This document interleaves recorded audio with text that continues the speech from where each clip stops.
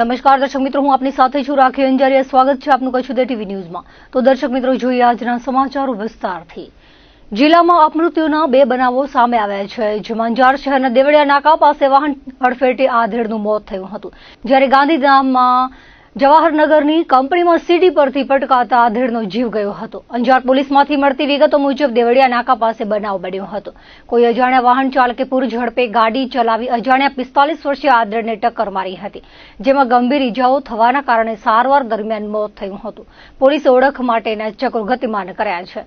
દરમિયાન ગાંધીધામ તાલુકાના જવાહરનગરમાં star gold કંપનીમાં બનાવ બન્યો હતો। મૂળ બિહારના 58 વર્ષીય નેપાળી ભાનુસિંહ ઠાકોર રાત્રિના અરસામાં કંપનીની સીડી પરથી પડી ગયા હતા, જેઓને સારવાર માટે હોસ્પિટલમાં ખસેડાયા હતા।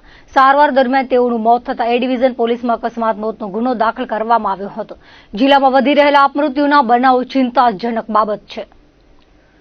ભુજ તાલુકાના નાડાપા ગામે અજાણ્યો વ્યક્તિ નદીના ઊંડા કોતરખીણમાં ડૂબી ગયો હતો, જે અંગે ભુજ ફાયર વિભાગને જાણ કરવામાં આવી હતી, જેથી ફાયર ઓફિસર દિલીપ ચૌહાણની સૂચના મુજબ ભુજ ફાયર વિભાગની રેસ્ક્યુ ટીમ ઘટના સ્થળે ધસી ગઈ હતી। ઘટના સ્થળે પહોંચીને અંડર વોટર કેમેરા દ્વારા સર્ચ કરવાની કામગીરી કરી હતી। અંદાજે 1 કલાકની ભારે જહેમત બાદ ડૂબી ગયેલ વ્યક્તિને બહાર કાઢવામાં સફળતા મળી હતી।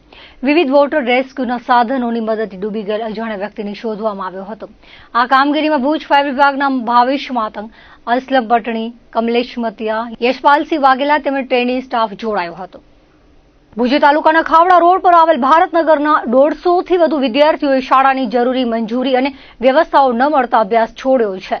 6 વર્ષથી કરવામાં આવેલ માંગ છતાં કોઈ કાર્યવાહી થઈ નથી, જેથી હવે વાલીઓ અને આગેવાનો ઉગ્ર આંદોલન કરવાની ચીમકી આપી છે।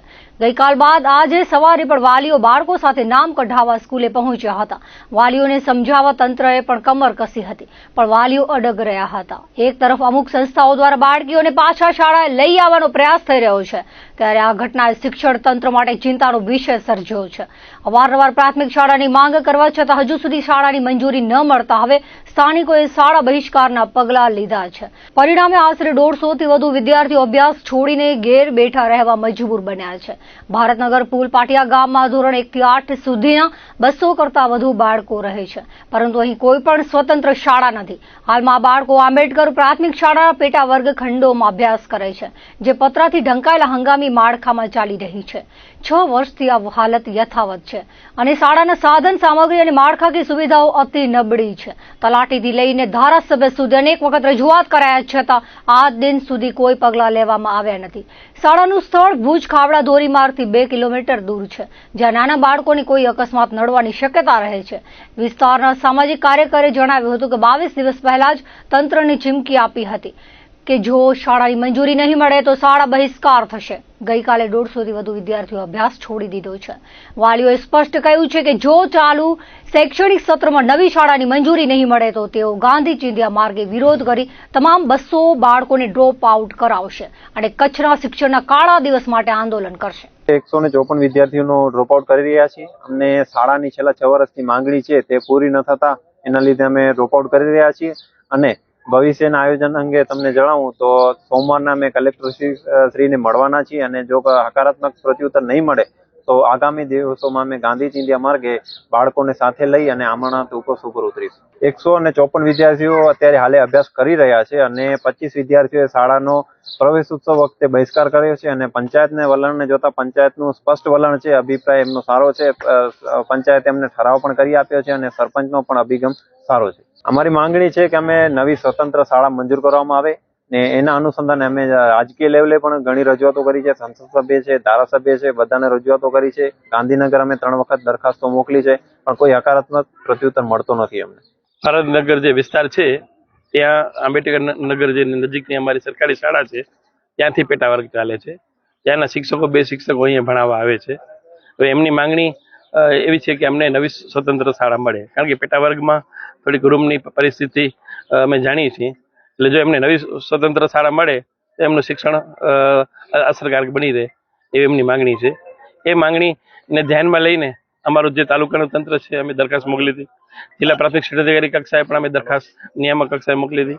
જે શિક્ષણ સમિતિની જે અમારી વહીવટી જે મંજૂરીની પ્રક્રિયા હતી એ પણ અમે પૂર્ણ કરેલ છે, પણ આની મંજૂરી ગાંધીનગરથી રાજ્ય કક્ષાએથી આની મળતી હોય છે।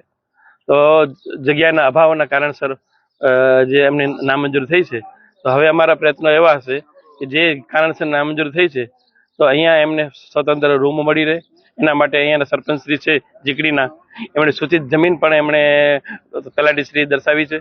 તો આ સૂચિત જમીનની જે રેવન્યુ પ્રક્રિયા છે મંજૂરીની એ પ્રક્રિયા અમે પૂર્ણ કરીશું. એ ઉપરાંત કે સમગ્ર શિક્ષામાંથી જો એના ઓરડા પણ જો બનાવવાના થતા હશે તો જિલ્લા પ્રાથમિક શિક્ષણ અધિકારી પાસેથી અમે મંજૂરી લઈ અને એ પણ પ્રક્રિયા અમે ટૂંક સમયમાં મીન્સ કે જેટલા વહેલી તકે આ પ્રક્રિયા પૂરી થાય એવા અમારા પ્રયત્નો હશે. અને જે કારણસર નામંજૂર થઈ છે એ પ્રક્રિયા પૂર્ણ કરીને પાછી પુનઃ દરખાસ્ત મોકલવાનું અમારા જિલ્લા પ્રાથમિક શિક્ષણ અધિકારી આજે સવારે મારી ટેલિફોનિક વાતચીત કરી હતી કે ભાઈ ત્યાં તમે મારા વતી જઈ અને ત્યાંના આગેવાનોને ખાતરી આપો કે અમારી ટૂંક સમયમાં આ તમામ પ્રયત્નો અમારી કક્ષાએથી પૂર્ણ કરવામાં આવશે. અત્યારથી હજી મેં આંકડો જાણેલ નથી પણ અંદાજે 30-35 જણા વાલીઓએ અત્યારે ડ્રોપ આઉટ કરી રહ્યા છે એવો ફિગર મને મૌખિક જાણવા મળેલ છે. અને વાલીઓની પણ ઉગ્ર રજૂઆત આવી છે કે અમે તમામ બાળકોને ડ્રોપ આઉટ કરેલી, પરંતુ મારે વાલીઓને એટલી જ વિનંતી છે કે બાળકોનું શિક્ષણ કાર્ય આપ ન બગાડો અને પુનઃ પાછા જે ડ્રોપ આઉટ કર્યા છે એને આપ પુનઃ દાખલ કરો અને હજી કોઈ વધુ બાળકોને આપણે સર્ટિફિકેટ ના લો. અમારા પ્રયત્નો હકારાત્મક છે અને આપે જે પેટા વર્ગ તરીકે માની લો કે બાળકો ભણ્યા છે તો હજી થોડોક સમય રાહ જોઈ અને આપણે નવી સ્વતંત્ર શાળા મળે એવા અમારા પૂરતા પ્રયત્નો છે. રાપરના અયોધ્યાપુરી વિસ્તારમાં બંધ મકાનના તાળા તોડી તસ્કરો રોકડ રકમ સહિત સોના ચાંદીના દાગીનાની ચોરી કરી હતી. કુલ 7,15,000ની ચોરી કરાતા ફરિયાદ નોંધાવાઈ હતી. રાપરના અયોધ્યાપુરી વિસ્તારમાં બજરંગ વોટર સપ્લાયની પાછળ રહેતા મૂળ કિડિયાનગરના બળદેવ ગણેશ વિઠિયાના મકાનમાં તસ્કરોએ હાથ માર્યો હતો. ફરિયાદી પોતાના ગામ કિડિયાનગર ગયા હતા ત્યારે મકાનના તાળા તોડી ચોરી કરવામાં આવી હતી, જેમાં 1,90,000ની રોકડ તેમજ 4.5 તોલાનું સોનાનું મંગળસૂત્ર, 1.5 તોલાની સોનાની ચેન, 3 ગ્રામનું સોનાનો પારો, 250 ગ્રામના ચાંદીના 2 જોડ સાંકડા મળીને 1,15,000ની મત્તા ઉસેડીને નિશાચરો નાસી ગયા હતા. પોલીસે ગુનો દાખલ કરીને તસ્કરોને ઝડપે લેવા તપાસના ચક્રો ગતિમાન કર્યા છે. કચ્છ જિલ્લાના નાના મોટા ટ્રાન્સપોર્ટરોને સાંકળતા કચ્છ જિલ્લા લિગ્નાઇટ ટ્રાન્સપોર્ટ એસોસિએશનના બની બેઠેલા પ્રમુખ દ્વારા કરવામાં આવતા ડ્રો પદ્ધતિના ભ્રષ્ટાચાર થકી ડ્રો પદ્ધતિના સંચાલનની સત્તા જૂટવી લઈ ટ્રક માલિકોના એસોસિએશનને આપવામાં આવી છે. કચ્છ જિલ્લા લિગ્નાઇટ ટ્રક એસોસિએશનને હવે જવાબદારી અપાઈ છે. ટ્રાન્સપોર્ટ એસોસિએશનના પ્રમુખના ભ્રષ્ટાચારની વારંવાર રજૂઆતો કરાઈ હતી, છતાં કોઈ પગલાં લેવાયા નથી, જેથી 25 જુલાઈના માધાપર હાઈવે પર ટ્રાન્સપોર્ટરોની મીટિંગ મળી હતી, જેમાં ફરિયાદોના ઉકેલ રજૂઆત માટે 5 સભ્યોની એડ હોક સમિતિ બનાવાઈ છે, જેમાં ગંગારામ ઉર્ફે રાજેન્દ્ર પટેલ, ધ્રુવલ ઠક્કર, કૃષ્ણ કોઠીવાર, રણછોડ માતા અને કાના રબારી સભ્ય તરીકે પસંદ થયા હોવાનું જાણવા મળ્યું હતું. અમારી ટ્રાન્સપોર્ટમાં જે પણ કાંઈ બનાવ બન્યો હતો એના માટે અમે અત્યારે બધા બહુમતીથી ભેગા થયા હતા. એની અંદર બધાને એવું નક્કી કરવામાં આવ્યું કે હાલના તબક્કે આપણે કોઈ પ્રમુખશાહીનું કરવાનું નથી, આપણે સમિતિ હેડોક સમિતિ બનાવી નાખીએ જેથી કરીને હેન્ડલિંગ એ કરે અને જે પણ કોઈ પ્રશ્ન હોય ટ્રક એસોસિએશનનો હોય કે કોઈ પણ પ્રશ્ન હોય એનું એ 5 જણાની સમિતિ છે એ બહુમતીથી બધાની સહમતિથી બનાવવામાં આવી છે. કોઈ પણ પ્રશ્ન આવે, કદાચ અમારું એસોસિએશન હાલમાં બેન્ડ અપ થઈ ગયેલું છે, બરાબર છે, તો કોઈ પણ મુદ્દો આવે તો આગેવાનો જોઈએ ને એની અંદર, બરાબર, તો એની અંદર કોઈ પ્રશ્ન આવે તો હલ કોણ કરે? એક કમિટી હોય તો એના કને જાય, કોઈ ટ્રાન્સપોર્ટનો પ્રશ્ન હોય, કોઈ ટ્રકનો પ્રશ્ન હોય તો એ હલ કરવાનો હોય છે. જે મીટિંગ રાખી હતી અમે જાગૃત ટ્રાન્સપોર્ટરો વતીથી સર્વે ટ્રાન્સપોર્ટરોને આ મીટિંગમાં અમને બોલાવેલા હતા અને સારી એવી સંખ્યામાં લગભગ 30 થી 35 ટ્રાન્સપોર્ટરો અત્યારે હાજર હતા. એની વચ્ચે અમે આજે એવું નક્કી કર્યું છે કે પહેલાં આપને ધ્યાન જ છે કે થોડા સમય પહેલાં જે વિવાદ થયો હતો, થોડું કરપ્શન થયું હતું, એના કારણે થઈને સમગ્ર ટ્રાન્સપોર્ટ એસોસિએશનમાં નારાજગી હતી અને પ્રમુખ સાહેબની આખી ટીમે સ્વૈચ્છિક એવું કીધું હતું કે અમે હવે પ્રમુખ તરીકે નથી, પણ તેમ છતાંય 2-3 દિવસના ન્યૂઝના પેપરમાં લગભગ ભાસ્કર હતું કે શું હતું મને ખબર નહીં, એમાં એક કાપલી આવી હતી ને એમાં એવું હતું કે હું પ્રમુખ તરીકે હયાત છું. જ્યારે અમારી સમજૂતી એવી થઈ હતી કે એ પ્રમુખ તરીકે આખી ટીમ રાજીનામું આપે છે અને વાત એવી હતી કે 17 તારીખે એ લોકો બહારથી આવી જાય અને સંપૂર્ણ રાજીનામું આપશે, એટલે મીટિંગ બોલાવશે, પણ મીટિંગ કોઈ બોલાવે નહીં. એટલે આજે બીજા 6 દિવસ નીકળી ગયા. એટલે ગઈકાલે અમે સર્વેને ફોન પણ કર્યા કે કાલે મીટિંગ બોલાવી છે, તમે આવજો, પણ કોઈ પણ કારણે એને કોઈ મોટું કામ આવી ગયું હશે, એના કારણે અહીં આવી નથી શક્યા. અત્યારે કોઈ આવી જાય કોઈને કામ તો કોઈ વાંધો નહીં. 35 ટ્રાન્સપોર્ટર હાજર હતા. એની વચ્ચે અમારે એવું સર્વસંમતિ નક્કી થયું છે કે હવે અમારું જે ટ્રાન્સપોર્ટેશન છે એમાં કોઈ પ્રમુખ પદે રહેશે નહીં, કેમ કે કામ કરવું હોય તો એક કાર્યકર્તા તરીકે પણ કામ થઈ શકે છે, કોઈ પ્રમુખના હોદ્દાની જરૂર નથી. તો અત્યારે અમે એક હેડ કમિટીની રચના કરી છે, એમાં 5 જણની કમિટી બનાવી છે અને આ 5 જણની કમિટી 35 કે જે અમારા 50 ટ્રાન્સપોર્ટર છે એના પ્રશ્નો લઈ અને અમે ક્યાંય પણ જઈ શકીએ એના માટે મોટો સમૂહ આપણે કોઈ એક જગ્યાએ બેસીને વાત ન કરી શકીએ, તો 5 જણની આ ટીમ બનાવી છે અને એક કાર્યકર્તા તરીકે આ એક ટીમ પ્રમુખ જે કરે એનાથી પણ વિશેષ કામ કરશે એવો અમને સંપૂર્ણ વિશ્વાસ છે. હવે અમારા ટ્રાન્સપોર્ટરોને કોઈ પ્રશ્નો હશે કે ટ્રકવાળાથી કોઈ સંવાદ કરવાનો હોય કે અમારા માધ્યમથી આ ટીમના માધ્યમથી અમારા ટ્રાન્સપોર્ટરો એમનો કોન્ટેક્ટ કરી શકશે, ટ્રક એસોસિએશનનો કોન્ટેક્ટ કરી શકશે. જીએમડીસીમાં અમારા અમુક પ્રશ્નો આવતા હોય તો એનું પણ એક સમાધાન થાય, કોઈ પ્રશ્નોના સમાધાન કરવા માટે આ ટીમ કામ કરશે. અમારું સર્વસંમતિ એ નક્કી થયું છે કે અત્યારે જે કમિટી બનાવી છે અમારા ટ્રાન્સપોર્ટર ભાઈઓ ભેગા મળીને બહુમતીથી, એ કમિટીની અવધિ 1 વર્ષ રહેશે. 1 વર્ષ પછી બીજી રચના થશે, એમાં નવા સભ્યો જોડાશે અને દરેકનો વારો આવે. આજે 18 વર્ષ થઈ ગયા હોય, દરેક સમજદાર માણસ જ હોય એટલે બધા હોશિયાર જ છે, કોઈ પણ કમિટીમાં જોડાઈ શકે છે. 1 વર્ષ પછી પાછી બીજી કમિટીની રચના કરવામાં આવશે, એમાં નવા સભ્યો આવશે. જે મીટિંગ ભરાણી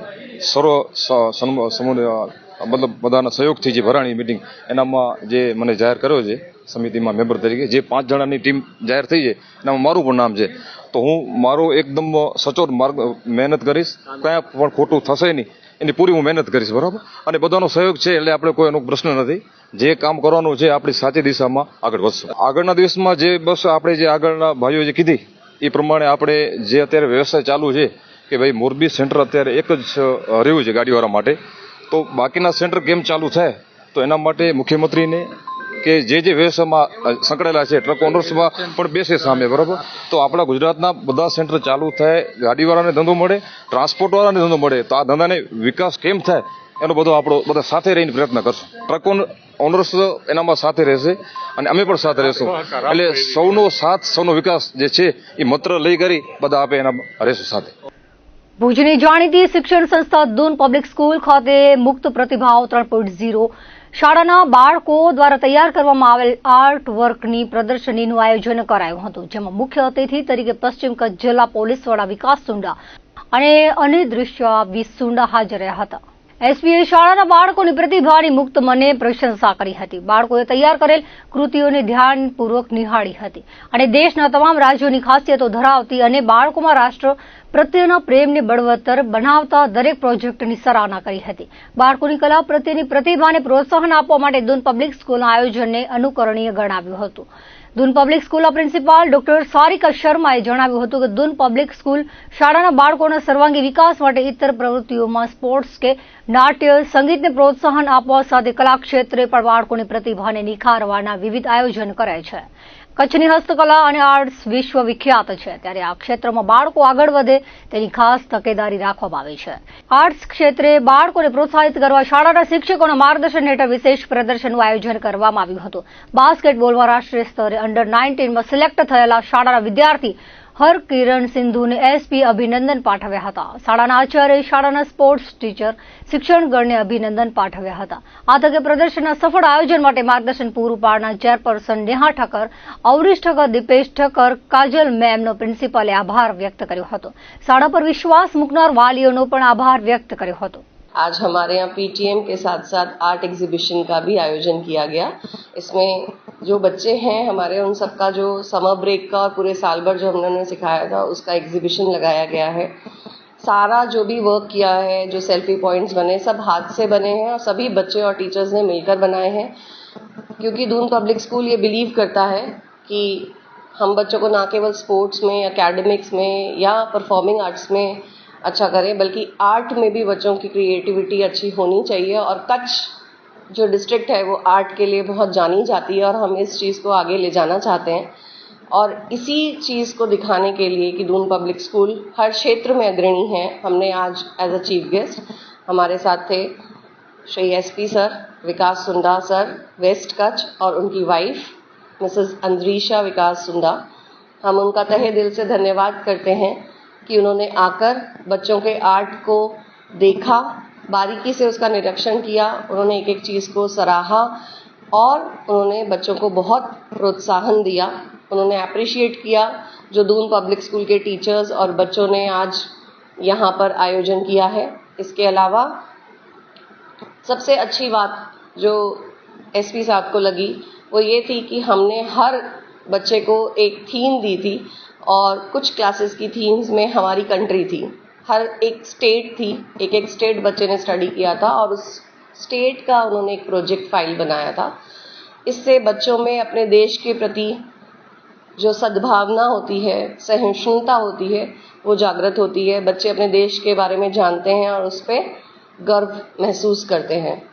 इसके साथ ही इस पूरी प्रदर्शनी में विकास सर ने हमारे स्कूल के बच्चे हरकिरण सिंह सिंधु जो हैं उनके बारे में बताया कि उन्हें नेशनल में अंडर 19 में सिलेक्ट किया गया है और वो अब नेशनल टीम बास्केटबॉल का हिस्सा बनने जा रहे हैं, कैंप के लिए जा रहे हैं। उसके लिए मैं अपने स्पोर्ट्स टीचर, अपने डून के सारे टीचर्स, अपने trustee chairperson Mrs Neha Thakkar ma'am, Avneesh Thakkar sir, Deepesh Thakkar sir, Kajal ma'am, बाकी सभी पेरेंट्स और स्टूडेंट्स का बहुत बहुत धन्यवाद करती हूँ कि वो बिलीव करते हैं दून पब्लिक स्कूल के ऊपर। वो मानते हैं कि दून पब्लिक स्कूल में आने के बाद बच्चों का पूरा विकास होता है। 360 डिग्री होलिस्टिक डेवलपमेंट पे हमारा ध्यान है और हमारा विजन भी है कि बच्चे हर क्षेत्र में अग्रणी हों। कच्छ के बच्चे आगे से आगे जाएं, गुजरात में, इंडिया लेवल पे हर जगह अपना नाम रोशन करें। રાખડી નાનકડી રેશમની ડોર છે, પણ જ્યારે તેને દિલથી અને ભાવનાથી બનાવવામાં આવે ત્યારે તે માત્ર એક દોરો નહીં પણ લાગણીનું એક ઊંડું બંધન બની જાય છે। ભુજ તાલુકાના માધાપરી નવચેતન અંધજન મંડળ સંચાલિત કન્યાકુંજની દિવ્યાંગ બહેનોએ પોતાની વિવિધ દિવ્યાંગતાઓને ભૂલી ખાસ રાખડીઓ તૈયાર કરી છે। તેમના હાથે બનેલી 8000 રાખડીઓ હવે 7 સમંદર પાર જઈ રહી છે। દિવ્યાંગ કન્યાકુંજના કોર્ડિનેટર રીમા ભાટિયાએ વિગતો આપતા જણાવ્યું હતું કે સંસ્થાના ગીતાબેન ભટ્ટના માર્ગદર્શન હેઠળ દિવ્યાંગ બહેનોએ કોટન દોરા, મોતી, रुद्राक्ष, ओम, स्वस्तिक, गोल्डन અને ડાયમંડ બોલ જેવી વસ્તુઓથી રંગીન અને રોચક રાખડીઓ બનાવી છે। ખાસ ત્રિરંગા કલરની રાખડી દેશભક્તિથી ભાવનાને ઝીલી રહી છે, જે દર વર્ષે દેશના જવાનોને સરહદે જઈ બાંધવામાં આવે છે। દિવ્યાંગ બહેનો દ્વારા તૈયાર કરવામાં આવેલા રાખડીઓ લંડન, અમેરિકા, કેન્યા, યુગાન્ડા જેવા દેશોમાં વસવાટ કરતા સંસ્થાના ડોનરોને મોકલવામાં આવી છે। આ કામગીરીમાં સંસ્થાના વિનોદ ગળા, લાલજી પ્રજાપતિ, અનેક સ્વયંસેવકો જહેમત ઉઠાવી રહ્યા છે। માધાપરના સામાજિક અગ્રણી વિનોદ સોલંકી સહયોગી રહ્યા છે। મને એ વાત કહેતા ખરેખર આનંદ થાય છે કે જે વ્યક્તિને આપણે દિવ્યાંગ દીકરીઓ કહીએ છીએ, ડિસેબલ છોકરીઓ, જેમને આપણે અલગ માનતા હોઈએ છીએ, જે દીકરીઓને સામાન્ય વ્યક્તિથી, પણ એમની દિવ્યાંગતા કોઈ પણ કાર્ય માટે આડે આવતી નથી। અને આ બધી જ દીકરીઓ અત્યારે હાલ આપણી શાળામાં અભ્યાસ કરી રહેલી શ્રવણમંદ દીકરીઓ, મૂકબધિર દીકરીઓ, દ્રષ્ટિક્ષતિ દીકરીઓ અને મનોદિવ્યાંગ, આ બધા જ પ્રકારની ડિસેબિલિટી ધરાવતી દીકરીઓ ખૂબ જ સુંદર અને કલાત્મક રાખડીઓ બનાવે છે। આ બધી જ રાખડીઓ પોતાના જે ડોનર છે સંસ્થાના, એમને એક શુભેચ્છાના સ્વરૂપે અમે દર વર્ષે 8,000 જેટલી રાખડીઓ અહીંયાથી આ દીકરીઓ દ્વારા તૈયાર કરી અને UK, ઓસ્ટ્રેલિયા, જ્યાં પણ એમના દેશ વિદેશમાં વસતા વિવિધ ડોનરોને આપણે મોકલી આપીએ છીએ। દીકરીઓને એક તો પ્રોત્સાહન એ મળે છે કે એમણે જાતે બનાવેલી રાખડીઓ હોય છે અને એમના દ્વારા બનાવેલી રાખડીઓ જ્યારે એ ડોનરને મોકલાવે છે ત્યારે પોતે જાતે આનંદ અનુભવે છે, એક નિજાનંદ હોય છે કે પોતે બનાવી છે અને એમને શુભેચ્છા પાઠવે છે।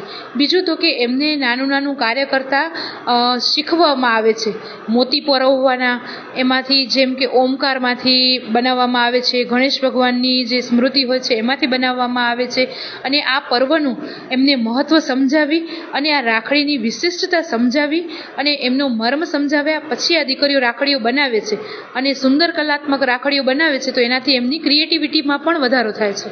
અહીં દિવ્યાંગ દીકરીઓને ઉદ્યોગનું શિક્ષણ આપવામાં, ઉદ્યોગ શિક્ષણમાં તેઓને વેસ્ટમાંથી બેસ્ટ ભરત, ગૂંથણ, મડવર્ક, સાથે સાથે ગ્રહ સુશોભનની વસ્તુ, આવું બધું સિલાઈની સાથે સાથે એને શીખવાડવામાં આવે છે।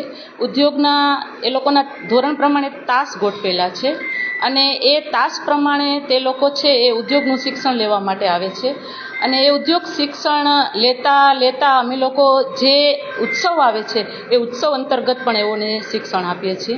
જેવી રીતે રક્ષાબંધનનો તહેવાર નજીક આવી રહ્યો છે તો દીકરીઓને રાખડી બનાવવાનું પ્રશિક્ષણ મેળવે છે। ત્યાર પછી દિવાળી હોય તો ગ્રીટિંગ્સ કાર્ડ બનાવવાના અને દીવા શણગારકા અને દીવા બનાવવાના પણ। તો આવી રીતે દીકરીઓને જીવનમાં ઉપયોગી થાય એવી વિવિધ પ્રકારની પ્રવૃત્તિઓ છે એ ઉદ્યોગમાં શીખવવામાં આવે છે। દાખલા તરીકે અહીં તો મનોદિવ્યાંગ દીકરીઓ, મુક્ત બધિર દીકરીઓ અને પ્રજ્ઞાચક્ષુ દીકરીઓ, એ દીકરીઓ જ્યારે પ્રશિક્ષણ મેળવવા માટે આવે છે ત્યારે દાખલા તરીકે જેઓને રાખડી બનાવતા શીખવાડું છું તો તેઓને મોતી અલગ અલગ કરી એક વાટકામાં મૂકી ને લાઇનસર વાટકા ગોઠવી અને પછી વારાફરતી એ લોકો વાટકામાંથી મોતી લઈ અને પ્રજ્ઞાચક્ષુ દીકરીઓ આવી રીતે રાખડી બનાવી રહી છે.